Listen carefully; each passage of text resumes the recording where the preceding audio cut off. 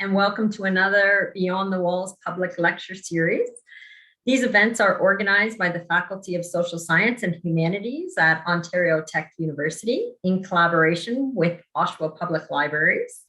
My name is Jennifer Gardner, and I am the Manager of Community Engagement and Programs at Oshawa Public Libraries. And together with my colleagues, Andrea Braithwaite, Jennifer Clark, and Karen Douglas, it is my pleasure to welcome you. Before we move on, I'd like to start with a land acknowledgement. The land we are standing on today is the traditional territory of the Mississaugas of Scugog Island First Nation and is now home to many diverse First Nations, Inuit, and Métis peoples. We acknowledge that Oshawa is covered under the Williams Treaties, and as a settler on these lands, we are all treaty people. May we respectfully honor the knowledge and understanding of the Indigenous stewards of these ancestral lands and ensure that the voices of the First Peoples are represented in our collections, programs, and services. We encourage everyone with us tonight to become aware of the treaty relationships and traditional territories you are situated in, wherever you may be located. A bit on etiquette.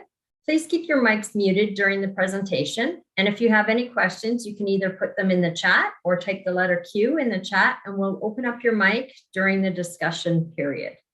Tonight's event is being recorded and will be available in a few days on both the faculty and the library's website. There will be a link to a short survey added in the chat. We encourage you to fill it out and provide us with any feedback on tonight's discussion or on any topics you would like to see in the future. Again, thank you for joining us this evening. Now I'm going to turn it over to my colleague, Andrea, for our guest's introduction. Hi, folks. Thanks so much for joining us. And please join me this evening in welcoming our speaker, Dr. Hannah Scott. Dr. Scott's a professor of criminology in the Faculty of Social Science and Humanities, and she's also one of Ontario Tech's founding faculty members. Her expertise has landed her spots on Canadian and international initiatives that address issues of community safety, and she's also the founding director of Ontario Tech's Centre for Evaluation and Survey Research, or CSER. Her current research, part of which she is sharing with us this evening, looks at workplace bullying. So without further ado, I'd like to turn it over to Dr. Scott. Hey everyone, just going to have a brief 20-minute talk here explaining some of the research that I'm doing and hopefully help a few people. Today, I'm going to talk to you a little bit about the power and control wheel. It's something that I developed going on 4 years ago now, and I've written in 2018. I started talking about it, and more recently I did a massive survey to sort of test the validity of it to see if I was actually right. Short answer, yes. And so what we're going to do is talk a little bit about workplace bullying, and I hope for a couple of things to come out of this. One is that if you are being bullied at work, for example, that this is a tool that can actually help you tell your story. If you're an employer, it might be a great way to do some stuff around education around this. So if you'll notice there's a poll up here, I wanted to find out a little bit about how many of you have either had a personal experience with bullying or know someone who has a workplace bullying situation. Okay, so basically most people are not in the no category, and that's not unusual. When I do this in my class, I actually teach a large class. So when I usually have a large class, this is one of the things that we can see. So let's make a few distinctions first. Let's talk about harassment versus bullying. So if you have an employer like mine, for those of you who know someone who has been bullied and you've tried to help them negotiate through this passage, or if you're an employer and you're worried about your place of employment, a lot of employers like harassment, including my own university. They like the word harassment. And the government has actually mandated that we come up with harassment policies. And I have lobbied very hard to actually get the word bullying put in there. And the reason why is because harassment has such a high legal bar. It is a term that they borrow from law. It is something that needs evidence. It has an evidentiary bar, so you need to have paper trails and evidence of physical injury or sexual assault or harassment. You have to have witnesses. And anybody who's known who's been bullied, you know that sometimes we're all in the, asking other people in the same toxic environment to stand up for you and say that you were bullied could be very threatening. Where it does work, by the way, if we learn from school place bullying, is that when everybody in the workplace stands up and says that's no to bullying, that actually works. But that usually takes a lot of courage and organization. So the chart I have here is that I put the bullying over the harassment. So the bullying is the umbrella term, and harassment is one kind of bullying. It is the kind that is most obvious. But bullying includes both overt kind of actions, those things that you would see in harassment, those email trails, the obvious cases of like taking away your pay and things like that, but also those more covert actions that you experience every day that sort of make you feel unstable and sort of unbalanced. So this slide is what we're going to talk about. It's basically this wheel that we're going to talk about. We're going to go around the spokes in this sort of counterclockwise action, and we're going to explain what the wheel is. There is a link here on these slides, and I can certainly supply it at the end of the talk while we're having a Q&A. But this is basically based on a project that I started a long time ago, well, I guess 5 years ago now. So I read this story about Pence and Paymore's power control wheel. So for those of you who are familiar with the victim sort of movement, the power control wheel is a wheel that's given to women who have suffered intimate partner violence in shelters. It helps them tell their story and name the abuse that they've experienced. There's a beautiful story to this, though. The story is that the people in Duluth, Minnesota, who developed this wheel had an opportunity before women were going to court in the 80s and early 90s and said, what is it that you want judges and court officials to know about your intimate partner violence experience? And they were saying, and it sounds weird, but it's not necessarily about the punching or the hitting or any of those kinds of things. Those things I can almost take. It's the day to day bullying, or what they're calling abuse every day, right? The name calling, the constant questioning of what they were doing and when they were doing it, the controlling of money, the isolating from people, all of these different things that they said was the thing that wore them down. And so what the workplace, or what the intimate partner violence control wheel actually helped them go around the wheel and identify what the tactics that their bully was using. What I did was I took this and I turned it into a workplace bully project. And I identified those same abusive tactics that happen inside a private setting, like an intimate partner violence setting, and took them out into what we call a semi-private setting. So in the workplace situation, to see if that holds up. I was just testing this model. So I created a new wheel. And so I put it out as a pilot study in 2018. I was crossing my fingers for 50 respondents, and almost 2,500 people entered the survey. It went to Germany, the UK, France, the United States, every province and territory in this country. And I had to shut it down because I'm one person and I have no staff and nobody to help me. So I had to actually stop the survey. However, 1,182 people actually completed the survey, which took, in some cases, almost an hour and a half to complete. Again, not a survey that most people would complete. So this suggests that this model has a lot of validity. And so that's what we're going to be sharing with you today. So let's start with the first spoke of the wheel. This is intimidation. So in intimidation, I think we all understand what this is. The idea that you can make people feel uncomfortable, but this is part of those covert tactics that your employer may use. For example, we understand in intimate partner violence that you can control somebody by just staring at them from across the room. Control is a very intimate relationship between two people. It doesn't necessarily have to be in sort of a matrimonial way or in an intimate partner relationship. But your employer can use a word that only you might understand to get you to do something that you don't necessarily want to do. They may come into your office and bang things on the table that other people don't see because maybe the office door gets closed. So other people won't see these actions of intimidation.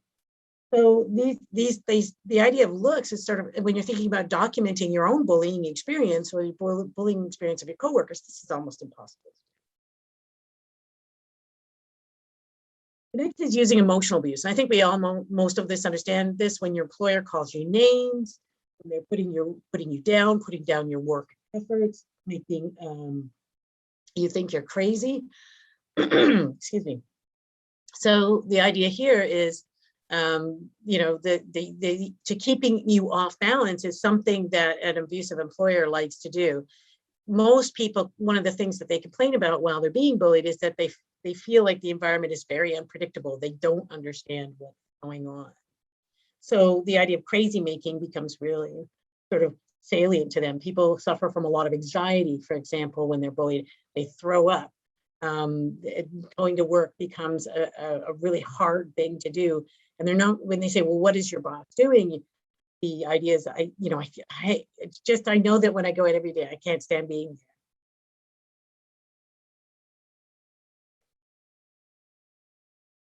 Using isolation. This is really hard to document, but once you understand this technique, it's that your employer says, for example, well, we're all going out for dinner, but you, Bob or Jane, you're going to stay and work on these other projects while we go out. And then, we expect the report in by tomorrow. So the idea is that you become socially isolated. Another example would be, for example, inviting everybody out to a restaurant, but if somebody has an allergy or whatever, they make sure that product is in everything so that the person can actually eat. Another thing you could do, though, is actually just to physically isolate people in an office by themselves when everybody else in their same group is working as a team. Or you could not tell them certain things, right? So your boss may not tell you certain things that you need to do to finish a task, and then you don't finish them. And of course, they use emotional abuse to further isolate. So they limit, when other people are going out and doing things, they say that you can't do those things, right? So you end up staying at home or in the office. Minimizing, denying, and blaming. This technique is when you complained, for example, as a worker, and your employer says, you're always complaining. So there's nothing that you can do that would, the idea that you could be injured or that their actions could actually have consequence are minimized. So for example, in nursing, oftentimes what many nurses complain about is if they have challenged someone, for example, or there's a disagreement on the floor, or they have a bully amongst their midst and they're in a management position, a lot of times a person who is not favored will end up getting many of the abusive patients, right? So they know that they're really affecting the work environment of that person that day. And then when they complain about that, the minimizing comes in and says, well, suck it up. You're not, what are you, not a good nurse? Can't you control your patients, right? The idea that you're somehow inadequate in your job. Denying the abuse happened, shifting the responsibility of the abuse to the person, the worker, the victim, the target, right? In this kind of situation, we don't call them victims, we call them targets, saying, well, if you can't get the work done, that's on you, right? And that becomes a bit of a challenge. Using coworkers. So as we're moving around this counterclockwise, or this bike wheel, we're going from techniques that are a little more covert to more overt. So using coworkers is one of these things. It's also called, one of the techniques that employers can use is mobbing. So what they'll do is, for example, if you're being bullied by another person in your office or some other people on staff, and you let your employer know, or your manager saying, I'm being bullied, and they do nothing. What they've done essentially is weaponized coworkers against each other or against one individual. This is a bit of a challenge because oftentimes coworkers don't understand that they've been weaponized. So it leads to coworker upon coworker complaint. And of course, the manager doesn't even come into the picture. The reality is we have to rightly identify that by the management and the employer not doing anything, they're allowing and saying it's okay to bully this individual, right? They absolve themselves and let other people do the dirty work for them. But you can also use coworkers in other ways to say, well, you know, if your coworkers, if you can't get it done, then all of you are not going to get the bonus if you can't get it. Or using coworkers to relay messages from the employer. So essentially it's changing the pecking order. So the manager will say, go tell Joan over there to hand that report in the next hour, right? And you're not Joan's employer, right? That's your boss's job. But what they do is they establish that Joan is lower in the pecking order than everybody, even though everybody gets paid the same for that. Using employer privilege.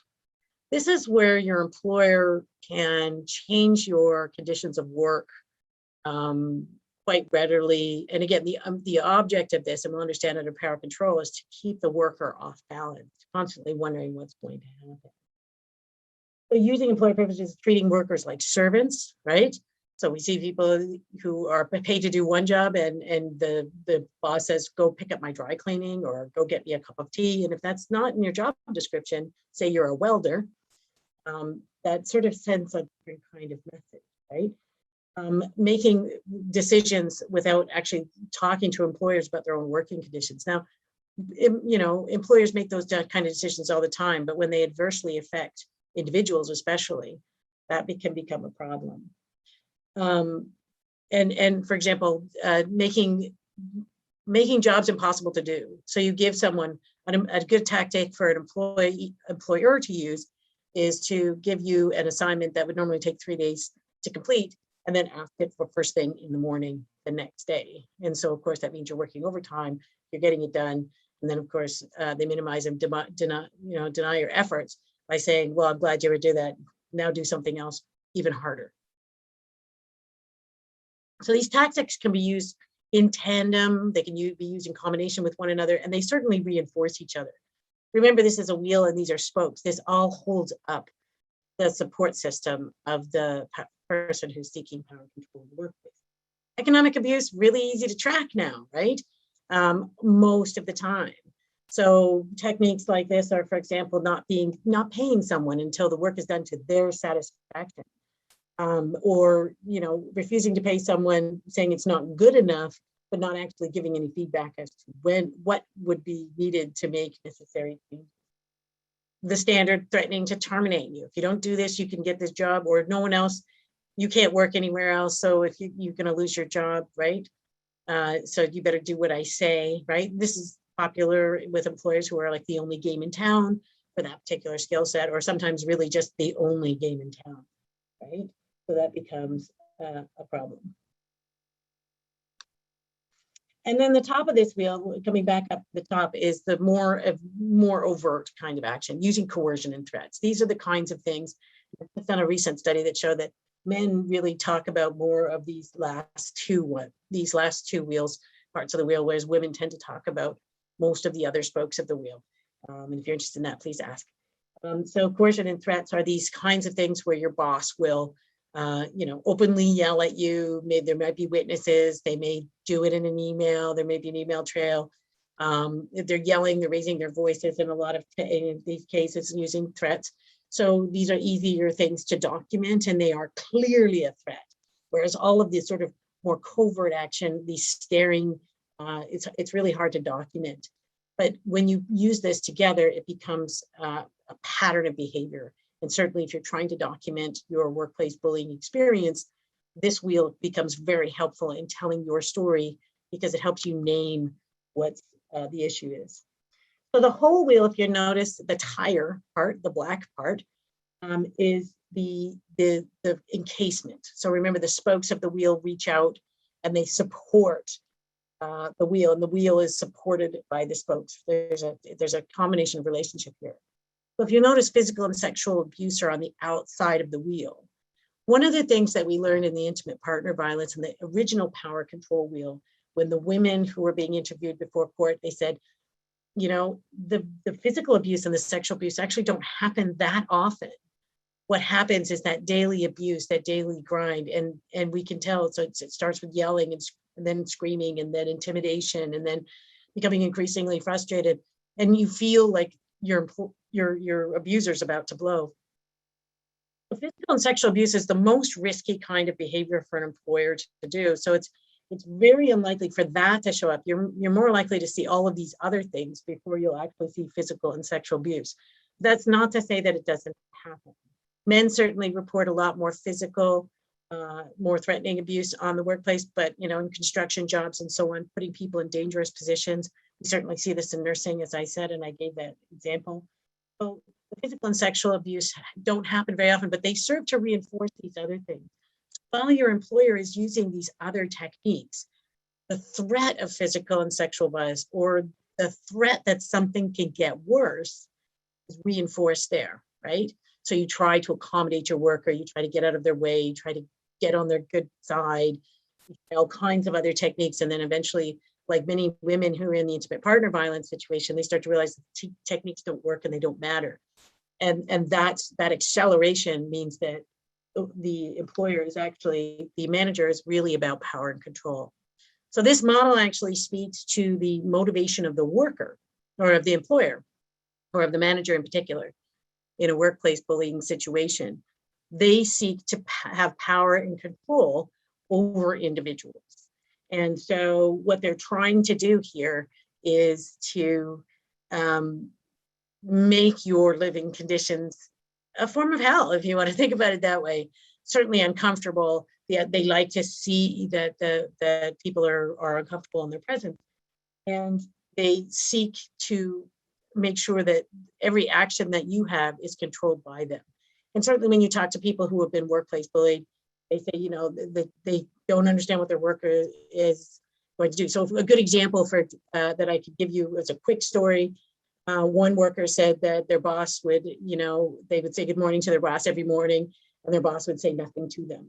And sometimes, sometimes in front of the staff, the boss would say nothing. So worker would come in every morning, say good morning, boss. And if it was in front of this receptionist, the boss would say nothing. And, look over the receptionist and go, oh, okay, maybe having a bad day. So after getting a hold of the power control, it was kind of interesting. They said good morning. They kept saying good morning. And one day, the boss, they said good morning. They were actually with a coworker. They're walking down the street getting coffee. And they said good morning. And the boss said good morning back. And that coworker said, I thought about that for a week because I didn't understand. It was like, maybe things are getting better, right? That hopefulness that you feel sometimes in an abusive situation, that things are changing, that maybe they've seen the light. Excuse me. And one of the things they realized after getting a hold of the power control wheel is that they realized that bullies and abusers like to control their image. And they realized it was because they were with a coworker that the boss actually said good morning, because they wanted to make sure that the coworker thought that they were a good person and they wouldn't ignore people and they wouldn't not say good morning. And so once this person used the power control wheel, they figured, oh, yes, okay, I get it.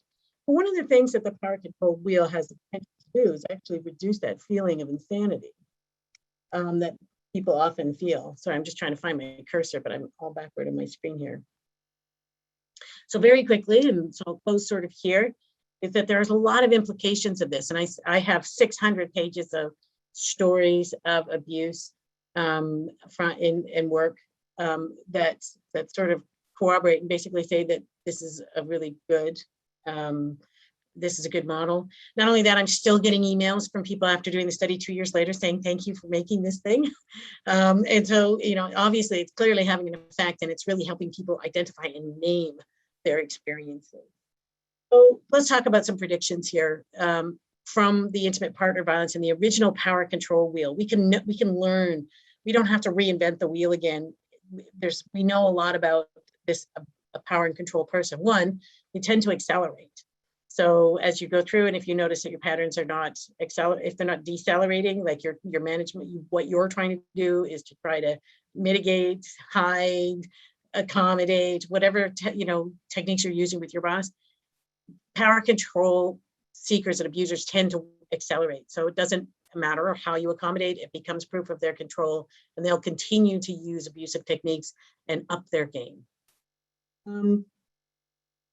The other thing we can learn about this is that the abuse that you experience at work is more often going to be covert than overt. And everybody who's had a workplace abuse situation, including labor laws, say that you have to have at least one incident a year to keep your complaint open. So even they know that these things don't happen very often, even though the target is living through this daily and experiencing something like good morning every day.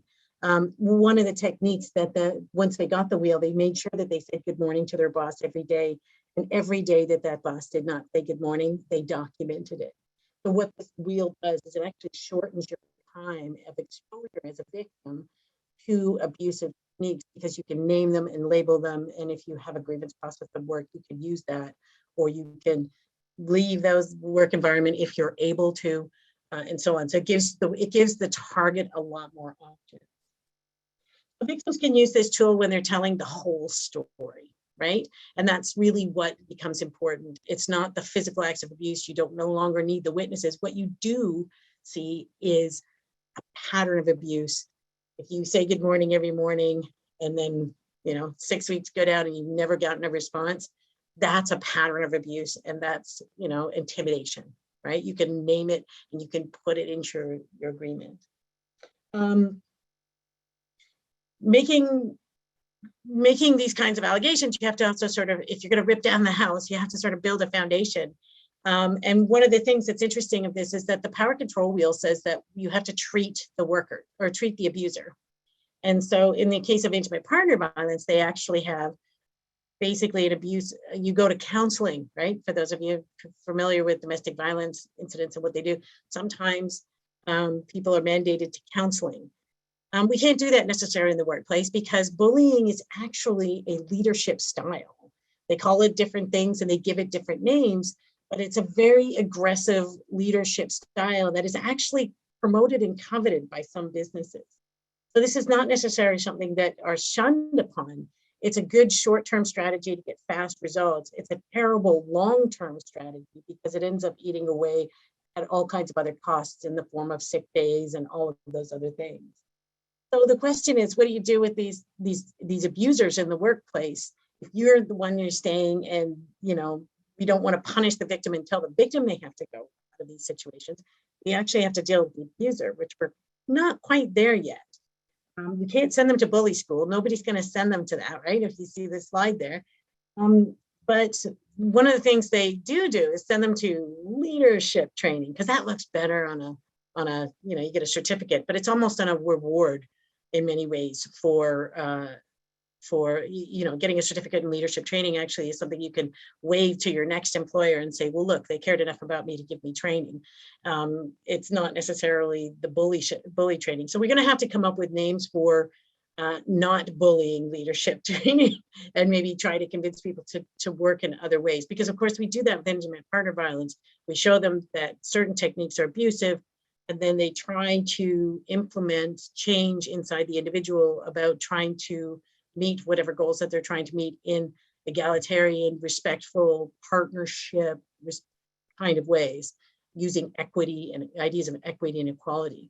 So changing their leadership style from bullying to something else. And there are 100 ways to lead a company or a school or a university.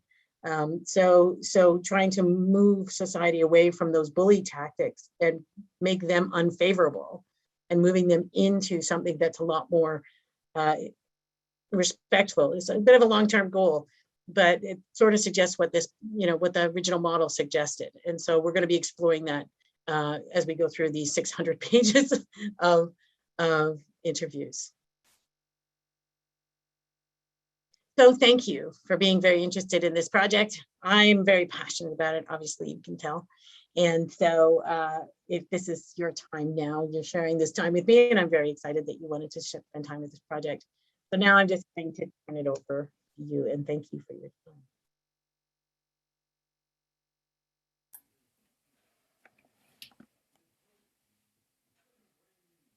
All right, fantastic. Thank you so much, Hannah. I want to turn this over to our audience. We'd love to hear from you, your questions, your comments, your stories. Please join. So while you're thinking of your questions, one of the things that I think we have to think about is the target experience. So many people who have filled out the survey talked about the long process of pain that they feel while they're going through it. So people go to work, they suffer from anxiety, they had trouble naming it.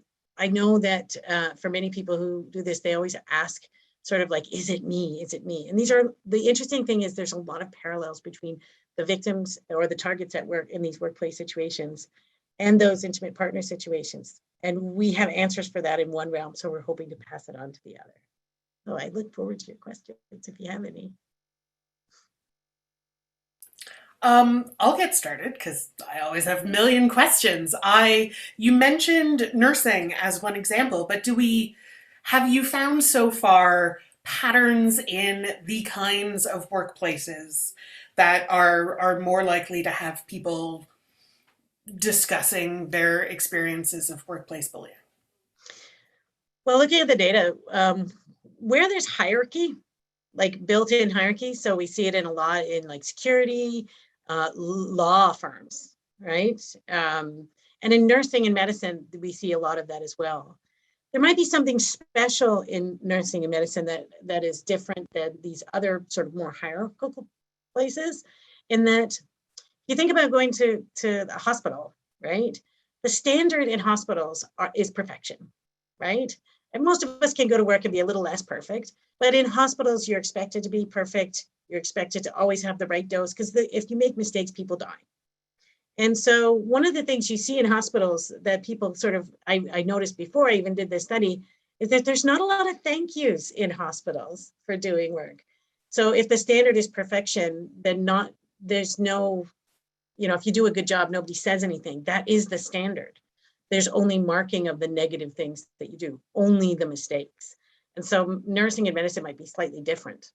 But hierarchies, certainly where there's where one person has a lot of control, law students who are articling, right? Students in some cases, workers who there's no other job in town, so the employer has considerable amount of power. That's where you tend to see most of those kinds of situations. So it starts to suggest that maybe one solution might be to sort of redistribute power in a workplace. Like in the case of an articling firm, maybe we need people to actually manage employees as opposed to having them directly under like the big boss, right? Yeah, we've got a comment from Claire that Claire's seen it in school systems. If the principal bullies, rules by fear, then those that the principal puts in power do their bidding. Yeah, and so remember, it's a leadership style, right? So power and control is a leadership style. If the person in power is ruling through bullying, one of the things we forget, bullies also mentor, right? We don't think about bad people as doing that, but the reality is if it's a leadership style and it's accepted, they will mentor others in that environment and that's how you get ahead.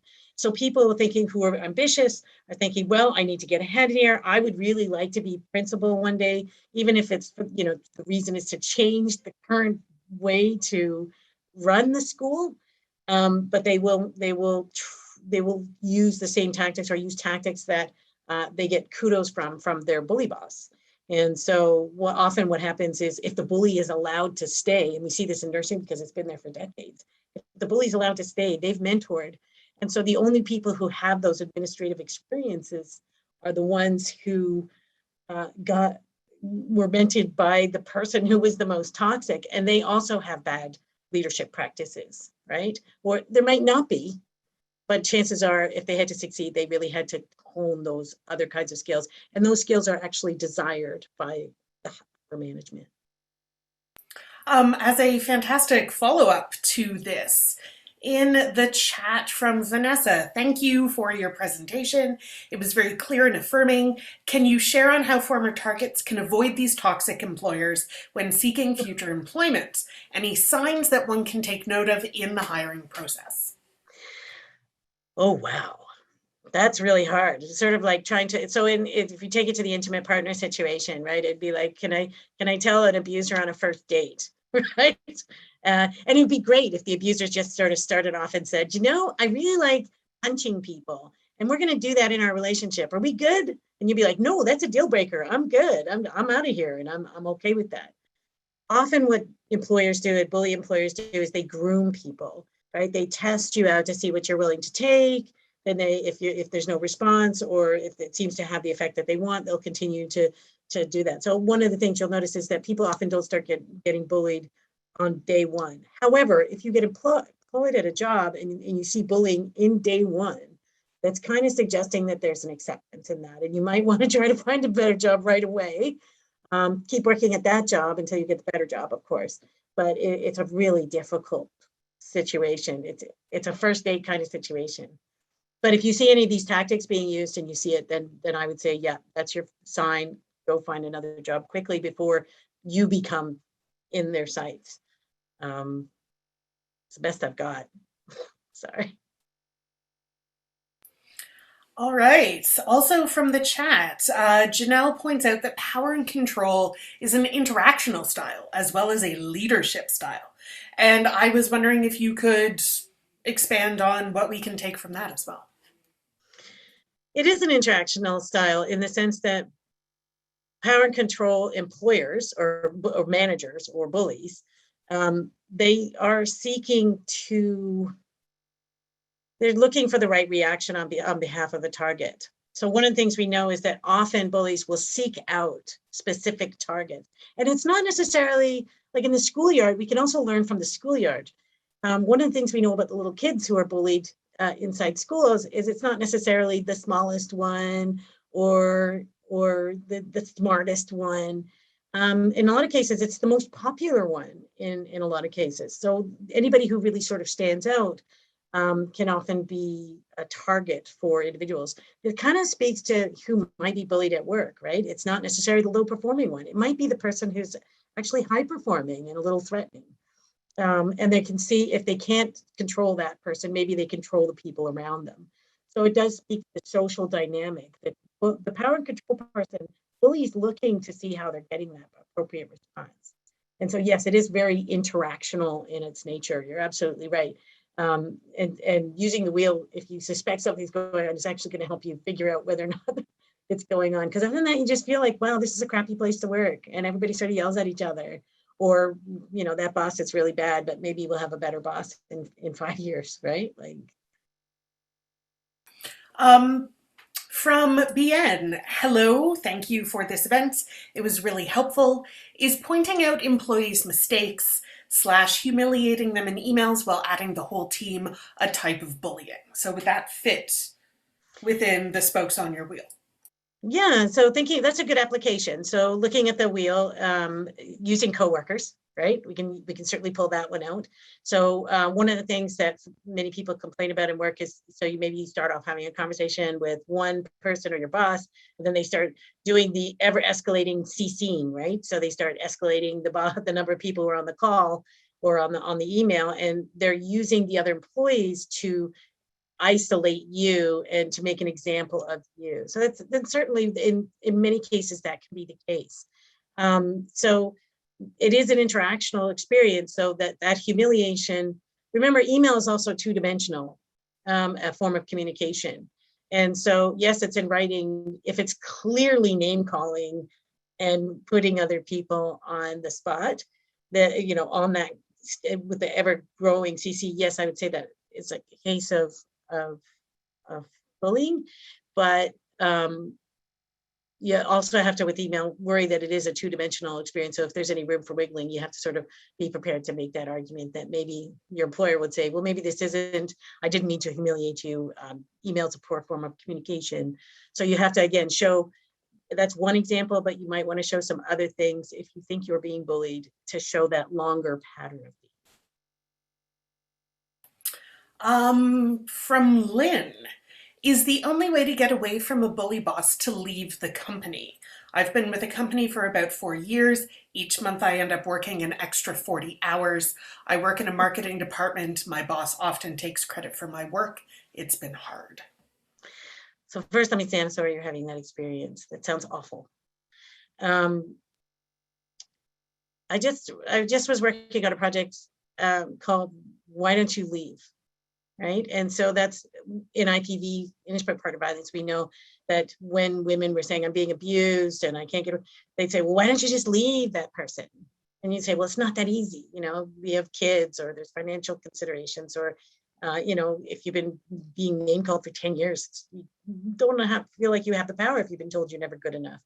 And so there are a number of options. So we're not really clear on how to deal with. There's a number of programs that are available. There's empowerment programs. Certainly, I would say if you want to stay at this job, continue to try to stay at this job. But there are different models from the schoolyard and from other places that we can learn. So for example, where people come together. I've heard some cases like, so I'm starting to go through the what did you do part of the data set. And it seems that where people came together in the workplace and sort of all collectively pointed the finger at the boss and said, you have to stop, that actually works with employers when everybody comes together and says, it is this one person. When more employees agree than disagree, maybe that might help. Certainly trying to find another job is a good option. Certainly trying to accommodate the boss. Hopefully somebody else notices what's going on, and if you can weather it for 5 years, maybe they'll find another job and get the golden handshake. Unfortunately, bullies often get promoted outside if they're asked to leave. Nobody wants to really deal with them or just fire them because they're worried about being sued, so they give them the golden handshake to another company, makes them somebody else's job. You may have gotten the bully that way. All right, our next question. Is there any safe or recommended way for a worker to let their employer know that they are using a bullying style? I'm just thinking in the case that the employer might not know or realize what effect they're having on employees, or does the employer know that they are doing this usually? That's a difficult question. The short answer is I have no idea. Because I don't know your boss and I don't know your situation. There are certainly a number of programs that would maybe help the boss to have a better management style. Pointing out to a boss that they're a bully, it doesn't go over well. We certainly know that in intimate partner violence situations, when the victim says you're being abusive, that seems to aggravate them because you're calling them name and you're challenging them. And if they really are about power and control, the model predicts that challenging them in that way is probably not going to go over well. So the power and control wheel recommends that you exit the situation if possible or neutralize it in some way. And so you can try to identify that, but you're trying to help someone who is potentially holding there's a very different power dynamic, right? As you as the employee and your manager has say over you, you might start getting poor performance evaluations, right? And then that affects your ability to get other jobs should you want to leave. So it is a definitely difficult situation. The best that I've heard of, and we're still trying to figure this out, is really just getting other people on side so that you work collectively, right? And we learned that from the schoolyard too, that works, right? When all of the kids say, no, buddy over there is a bully, then the teacher actually pays attention, right? And they know that they have a problem. And so my best recommendation is to maybe see if you can find other people who would come together with you with that. But these studies also show that that's also difficult because they all have to work there, right? And they have to stay for their own reasons. And so it becomes difficult. So I have no answer for you, except maybe find a good support group, maybe find a job, maybe find other people who will stand beside you in those allegations. That is a really great lead-in to our next question from Robin, who is wondering, what are the methods, procedures when dealing with workplace bullying? For example, if you're on fire, you stop, drop, and roll. What happens if you escalate the issue to the owners and they brush it off? What if the perpetrators are the owners? How can we hold these bullies accountable in order to keep ourselves and others safe?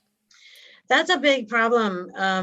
if it's the owner of the company, then you really do have a serious challenge, because of course, there's nothing in private business practice that says that they don't have to do that unless they're doing something criminal.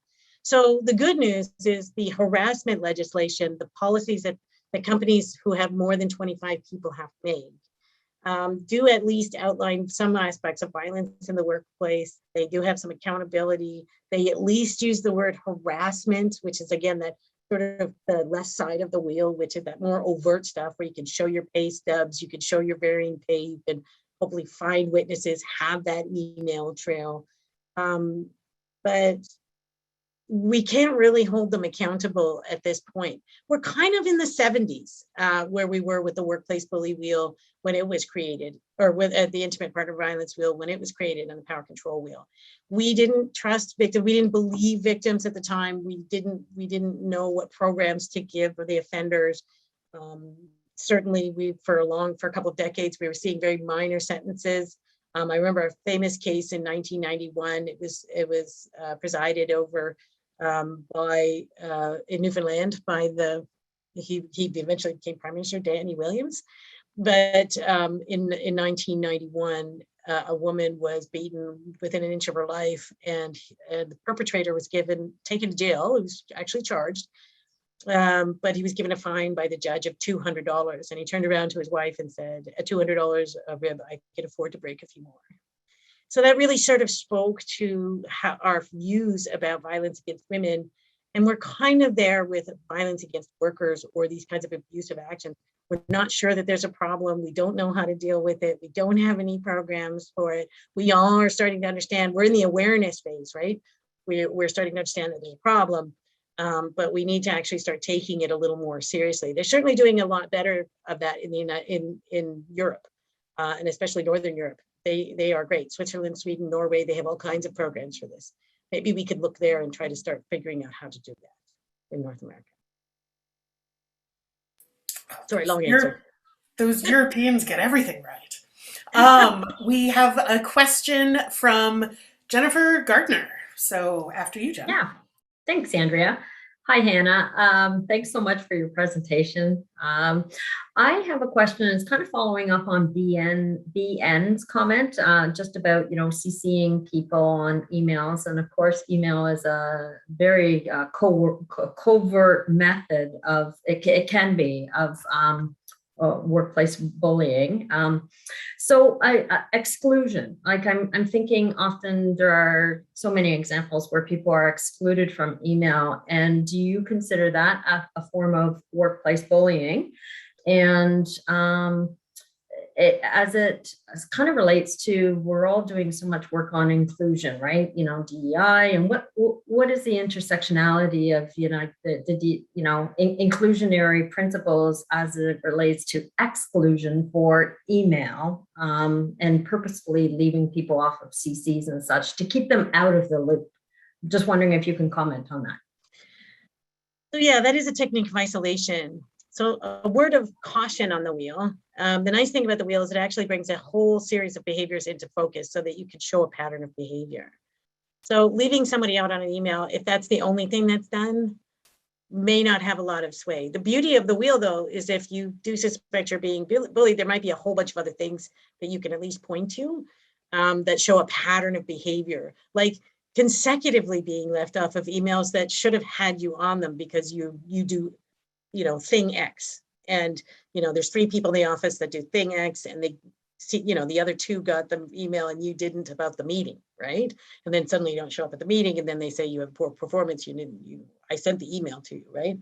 So in business, it's just like white collar crime. Are they bad business people, or are they actually investing their money offshore and ripping the company off? Are they just bad business people because the company's going bankrupt? Are they just bad business people because they're abusing their workers and they don't realize there's other ways to do this? So my answer is both long and short. Yes, that is a technique of bullying, but it stems more effectively if you can show that there's a longer history, that it's been repeated, that there's a frequency, that there is a duration of that behavior, and that there's maybe other things that are accompanying it around that wheel. Maybe you can support it with other covert actions. For example, you're saying, well, you left me off that email, and they say, well, you're so temperamental, right? That's minimizing, denying, and blaming, and you can document that. And again, long series. Thank you. Sorry. Thanks. All right, I am headed back to our chat and a question from Greg. Hi, Hannah. Clearly there are some organizations where this bullying approach is so ingrained that it would be hard to change the culture. On the other hand, do you have examples of organizational structures or processes that you consider are pretty effective in minimizing these problems? Does anything work well? So I'm a victimologist. I'm not a business person. Or a managerial person. Maybe we need to do a tag team with like somebody in business who knows how to do it, right? However, the workplace bully wheel actually, or the power control wheel actually has a counterpart called the equality wheel. And in the equality wheel, and I built one of those too, that'll be another paper. But the idea is that you build on workplaces with respect, where there's equity, where there's a lot of, communication, all of those kinds of things. Coming to mind, just off the top of my head, companies that use Deweyism did really well. And so when you think about Deweyism, Saturn used Deweyism, and so did Toyota or Honda for a while, but they don't do it anymore. I think it was maybe Toyota or Honda, I'm not sure. So in Saturn's case, and either Toyota or Honda, I can't remember, the quality control started at the floor in the manufacturing. So every person who put a rivet on a car, everybody who did the design, they all were able to talk to each other to say, look, I put these rivets in and I noticed they're not holding, or I noticed when I put the seat in, this is loose. And so quality control was from the ground up and everybody was valued. Companies who do that actually and have good communication structures where you can talk about the product and everybody's on the side of the product, or everybody's on the side of a child, whatever. Those kinds of companies are good practices because everybody's valued. Right? Where you have people who are less valued, where there's a more embedded infrastructure of hierarchy, that becomes dangerous. And then it's really about making sure that the people at the top are modeling the best behavior, or valuing people, that having compassion and having good policies at work, and where people are happy. So what I would say to you, do your own work, find places where people say they are happy and go work there. It may not be the best paying job, but you might have a better experience working, and it might be a nice place to continue moving yourself up in your career. All right, I think we can squeeze in one last question from Vanessa. Has your research uncovered that certain sectors tend to have more bullying than others? Are there trends revealed from targets sharing their experiences? Okay. I can tell you that when I tried to publish this, my first document in 2018 about the Duluth model and the model itself, I tried business journals, I tried management journals. They all said, this is ridiculous. You've got to have this, this, and this. I put it in workplace health and safety, and they said, we love this. And that was a nursing journal. So nursing is on it. They are on the solutions, as well as self-admittedly, medicine is probably one of the hardest places that we see the most toxic environments. Likewise, we see them in law firms. So, those are the ones that we see the most of. But again, it's the features of those, where you have those people who have such control over residents, for example, in a thing, and doctors and nurses have control over their structures. And it's almost absolute. So absolute corruption corrupts absolutely in many cases. There's that old adage holds. And so again, it's just ensuring that people at the top, there's a lot of good doctors, there's a lot of good nurses who have a lot of good management ideas, but they aren't winning in this battle to the top, right? The idea if you have to climb and claw your way up the top, that may be a company that sort of encourages abuse and stepping on people along the way. So I don't think it's really necessary. I think we find it in every job situation. Certainly find it in retail, but it's about people feel empowered to speak about it And I think it's an epidemic. And certainly a lot of people agree with me who've done the research in the area that something like 40% of people have had this problem. So I can't really say it's in any one place, because that would disadvantage you. You don't want to say, I know what the offender looks like, because the offender could look like, we never do know what the offender looks like, and they come out in all kinds of different ways. So on one hand, I say keep an open mind. On the other hand, nursing seems to be, and medicine seem to be the ones, but they may be just the ones talking about it the most. Oh, and if you have, I notice we're running out of time. If you have more questions, certainly email me. I have an email. You can share it. I can put it up in the links and stuff like that. And the Workplace Bully Wheel, I wanted to make sure that I gave you a copy of it. That would be fantastic. If you want to pop it in the chat, everyone can see it. And if everybody would like to join me in thanking Dr. Scott for all of this really fantastic, insightful, helpful information. And you can also find in the chat a link to our next one in 2 weeks, where we are going to be talking about sustainability and the Great Lakes. So I encourage you to sign up for that, and we will talk about another important, slightly depressing topic in 2 weeks. All right. Thank you all so much for joining us, and have a great rest of your evening. Good night, everyone.